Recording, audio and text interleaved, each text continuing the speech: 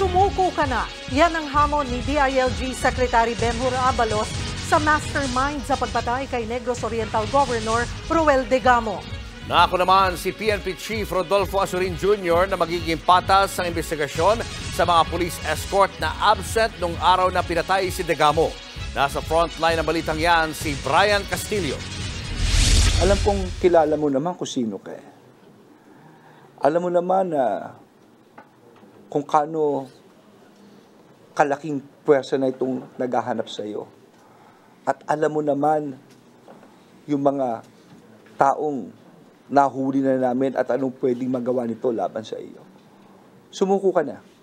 Sumuko ka na. Yan ang matapang na hamon ni Interior Secretary Benhur Abalos sa taong nasa likod ng pagpatay kay Negros Oriental Governor Ruel Degamo. Ayon kay Abalos, bagamat lumulutang ngayon na isang Congressman Teves ang umano'y utak sa krimen, hindi pa rin daw siya kontento rito. All angles, although may mas mabigat na iba na alam mong all angles sometimes point to him. No? Pero you do not discount the fact na dapat broad-minded ka sa lahat ng bagay dito. Sa isang press con kanina, dumepensa ang kampo ni Congressman Arnie Teves. Katwiran ng legal counsel ni Teves na si Attorney Ferdinand Topacio, walang mahihita ang kongresista sa pagkamatay ni Degamo. Katulad dong sabi nga ni Kong Arnie, ano bang pakinabang ko kung mapatay si Governor Degamo? Uupo ba ang kapatid ko? Hindi. Ang umupo, kaalyado rin niya. O, di ba? Anong mapapala ko? Yan ang tingnan natin. Somewhere there you will find the answer. But of course, with respect to proof, mahirap po. That is very hard to come by kasi nga, mukhang conspiracy ito eh. Kaya hirit nila sa mga otoridad, silipin din kung may ibang politikong may kinalaman sa krimen. Hindi rin daw nagtatago si Congressman Teves na nasa Amerika pa rin daw ngayon. Nais lang daw muna niyang masiguro ang seguridad ng kanyang pamilya. Bukod naman kay Teves, tinututukan din ngayon ng PNP ang pagiging absent ng 5 sa 6 na police escort ni Degamo noong araw na paslangin siya. Ayon kay PNP Chief Rodolfo Azurin Jr., kahina-hinala ang sabay-sabay na pagkawala ng 5 security escort gayong meron ng banta sa buhay ni Degamo. Siya mismo ang namili. Kilala niya itong mga ito. And siguro they have to explain nga bakit but usually kasi yung 5 na yan may rotation kasi yan eh. Sila mismo ang sasagot na yan na bakit nung time ng incident na yan ay isa lang sa security detail niya ang nandoon.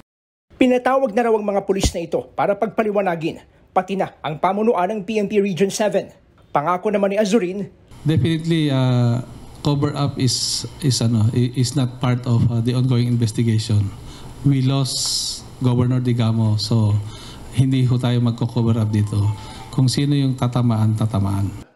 Nang matanong naman ang kampo ni Teves kung may kinalaman sila sa kawalan ng police escort ni Degamo, sagot ni Topacio, that is one thing you cannot blame on Congressman Teves. Ang may control ng police escorts ay PNP. And by extension, the PNP is under the DILG.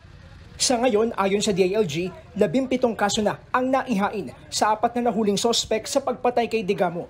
Kabilang narito ang murder, frustrated murder, attempted murder, at paglabag sa Comprehensive Firearms and Ammunition Act at illegal possession of explosives. Nakatakda ring magsampa ang PNP ng 13 pang kaso kung saan kasama sa sasampahan ang hindi pa pinapangalanang mastermind. Sabi naman ng PNP, nasa Negros Oriental pa ang hindi bababa sa 5 sospek na patuloy pang pinaghahanap. Tinitignan din ang posibilidad na karamihan sa mga ito mga na-dismiss o mga nag-awol na sundalo. Panawagan ni Abalos, sa mga hindi pa nauhuli, sumuko na kayo. May nag-offer ng reward para sa inyo. Nag-extrajudicial confession na ang mga kasama ninyo. Yung nag-utos sa inyo, iba utak niyan. Baka bandang huli, papatay pa kayo. Talagang ito, magbabayad talaga itong gumawa nito. We will give them, sabi nga, ang presidente na ito, galit na galit na presidente, give them the full force of the law. Nagbabalita mula sa Frontline, Brian Castillo, News 5.